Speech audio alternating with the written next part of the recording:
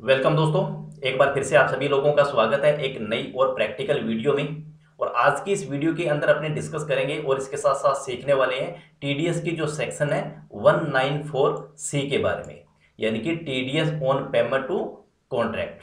यानी कि अगर हमने हमारी कंपनी के अंदर कोई वर्क करवाया है वो भी कॉन्ट्रैक्ट पे, अगर वो उस कॉन्ट्रैक्ट की जो अमाउंट है वो टीडीएस की जो सेक्शन है रूल के अकॉर्डिंग अगर उसके थ्रेशोल्ड लिमिट को क्रॉस करती है तो हमें उस कंपनी को टीडीएस काटने के बाद में जो अमाउंट बचेगी, रिमेनिंग अमाउंट, उसका पेमेंट हमें करना होता है। तो आज की इस वीडियो के अंदर उसकी जो थ्रेशोल्ड लिमिट है वो क्या रहती है 194 सी के अंदर। अगर मान लीजिए हमने किसी कंपनी का, किसी इंडिविजुअल पर्सन का अगर कोई टीडीएस काटा है तो इसकी एंट्री हमें बुक्स ऑफ अकाउंट्स यानी कि टैली सॉफ्टवेयर में किस प्रकार से करनी होती है, टैली सॉफ्टवेयर में इसकी कॉन्फ़िगरेशन सेटिंग क्या रहती है, टीडीएस को लेके कौन कौन से लेजर हमें क्रिएट करने पड़ते हैं। तो इन सब बातों के बारे में आज की इस वीडियो के अंदर हम प्रैक्टिकल तरीके से सीखने वाले हैं। तो वीडियो काफ़ी इंपॉर्टेंट है, वीडियो को आप एंड तक कंप्लीट जरूर देखना। और वीडियो पसंद आए तो लाइक जरूर कर देना, और चैनल पर पहली बार आए तो चैनल को भी आप जरूर सब्सक्राइब कर लेना।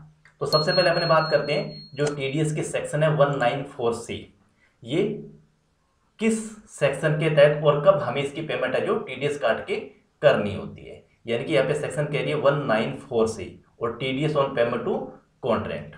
यानी कि मान लीजिए हमारी कंपनी है और हमने एक कोई कंपनी है एबीसी कंपनी, ठीक है ना। अब ये एबीसी कंपनी एक कंपनी भी हो सकती है और ये एक कोई सिंगल पर्सन है जिसने एबीसी के नाम से अपना फर्म का रजिस्ट्रेशन करवा रखा हो।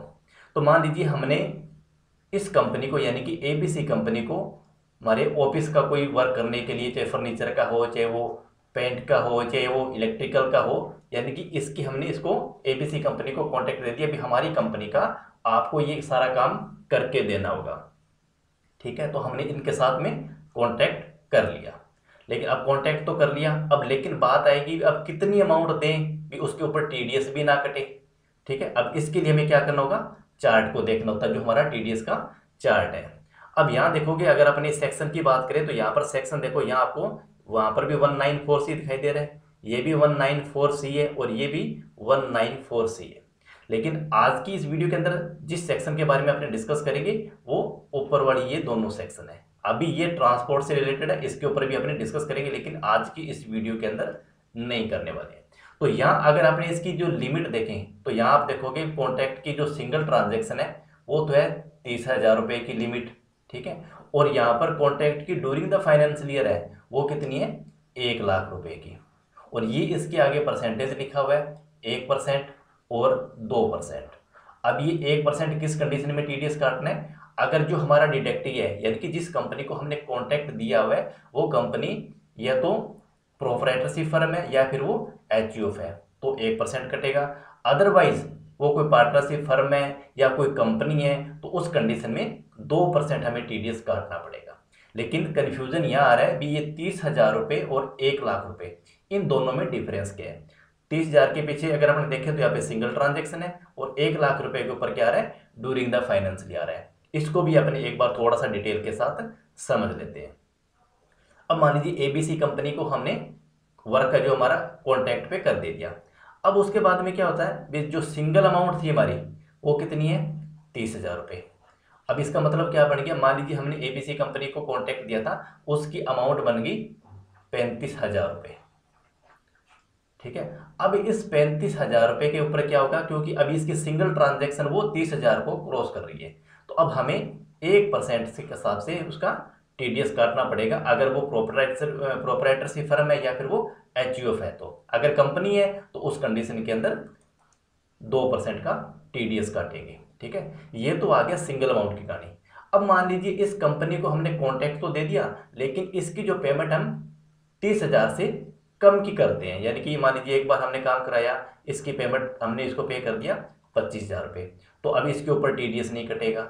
उसके बाद मान लीजिए 2 महीने रुक के फिर हमने काम करवाया, उस कंडीशन में फिर हमने इनको 25,000 रुपये की पेमेंट कर दी, अब यहाँ पर भी नहीं कटेगा क्योंकि सिंगल अमाउंट 30,000 से कम जा रही है। लेकिन अब हमें ये नहीं देखना भी 25,000 रुपये की पेमेंट पहले करी थी और 25,000 रुपये की पेमेंट हमने बाद में भी कर दी तो ये 50,000 रुपये की अमाउंट बन गई और हमें 30,000 से ऊपर क्रॉस करते ही टीडीएस काटना है। लेकिन ऐसा नहीं है, रूल के अकॉर्डिंग सिंगल ट्रांजेक्शन 30,000 से ऊपर है तो कटेगा। अपने पार्ट में 25,000 रुपये करें तो टीडीएस की लायबिलिटी अब यहाँ पर नहीं बनेगी। उसके बाद फिर मान लीजिए हमने 25,000 रुपये की पेमेंट कर दी तो भी टीडीएस नहीं कटेगा।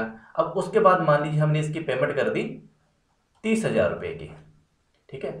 अब तो टीडीएस कितने पे कटेगा, ठीक है ना। अब अगर इसके अमाउंट देखें तो ये टोटल हमारी यहाँ तक कितने बन गए हमारे 75,000 रुपये, ठीक है ना। और इस 75,000 रुपये के अंदर अपने 30,000 रुपये और ऐड कर दिए तो टोटल अमाउंट कितनी बन गई हमारी 1,05,000 रुपये की।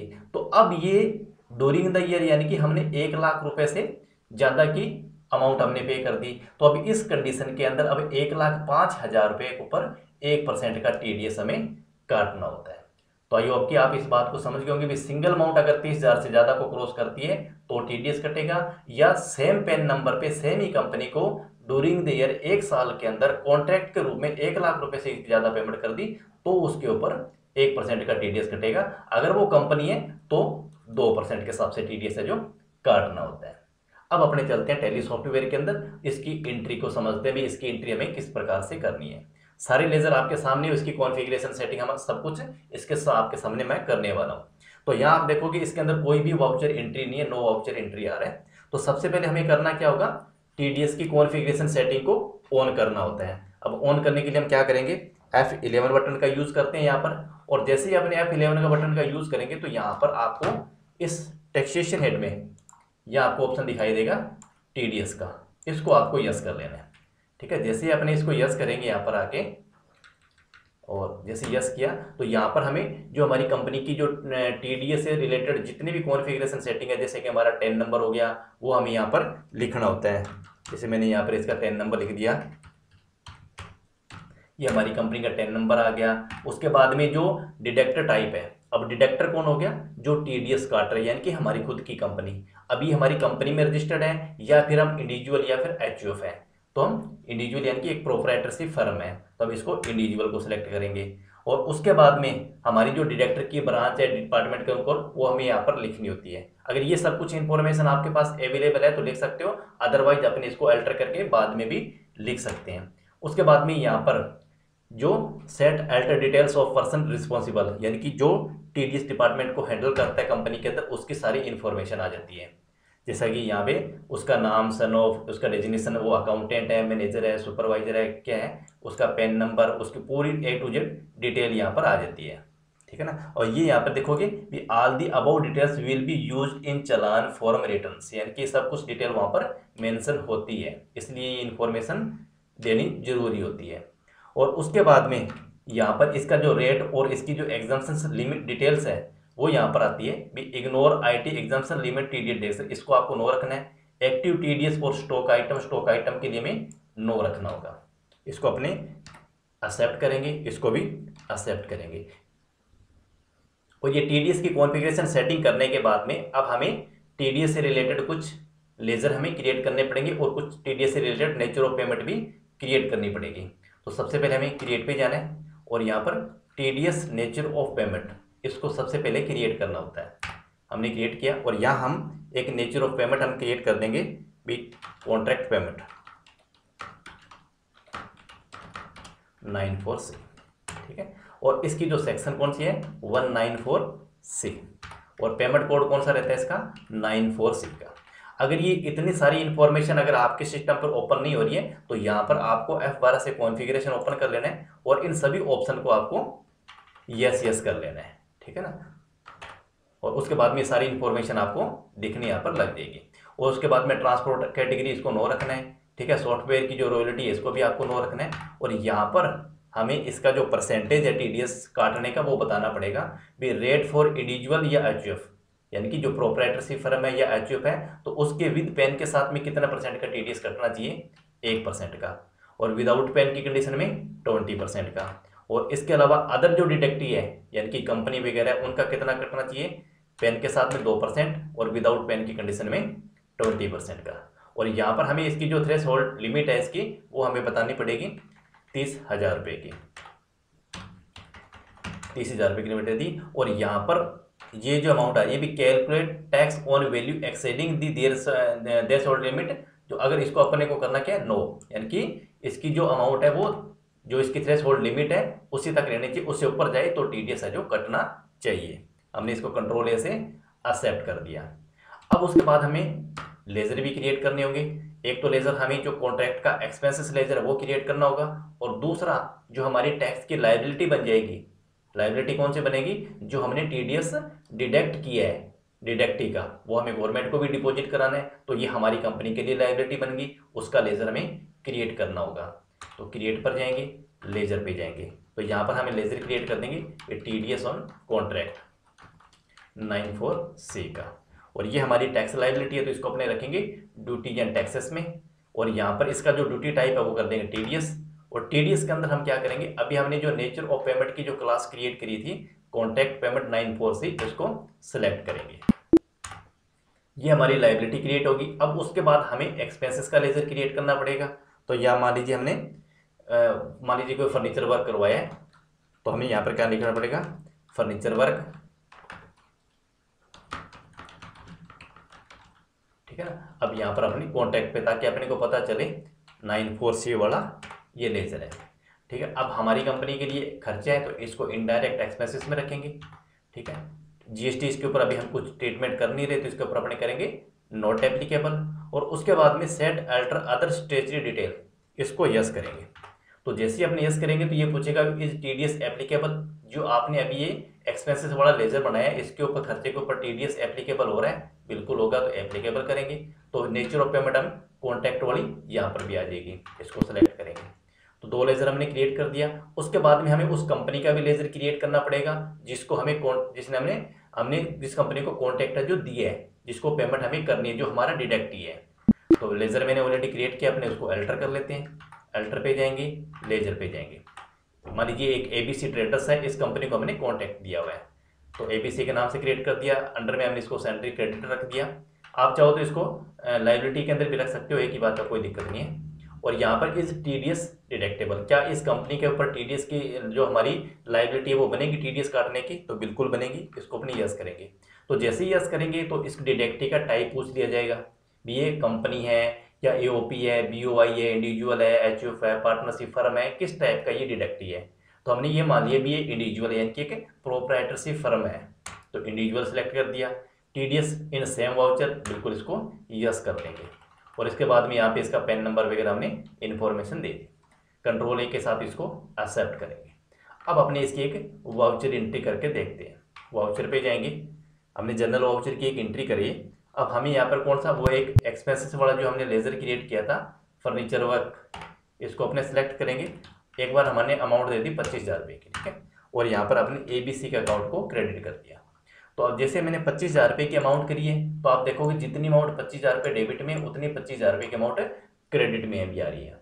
यानी कि अब इसकी जो लिमिट थी, थ्रेशोल्ड लिमिट थी, वो उसको क्रॉस नहीं किया, तो जाहिर सी बात है टीडीएस है जो नहीं कटेगा। अब मान लीजिए इस अमाउंट को वापस में जनरल एंट्री को दोबारा करते हैं, और यहाँ पर अपने एक्सपेंसेस के लेजर को सिलेक्ट करते हैं, और यहाँ पर मैंने अमाउंट डाल दी 35,000 रुपये की, ठीक है। और यहाँ पर अब एबीसी कंपनी को क्रेडिट करेंगे।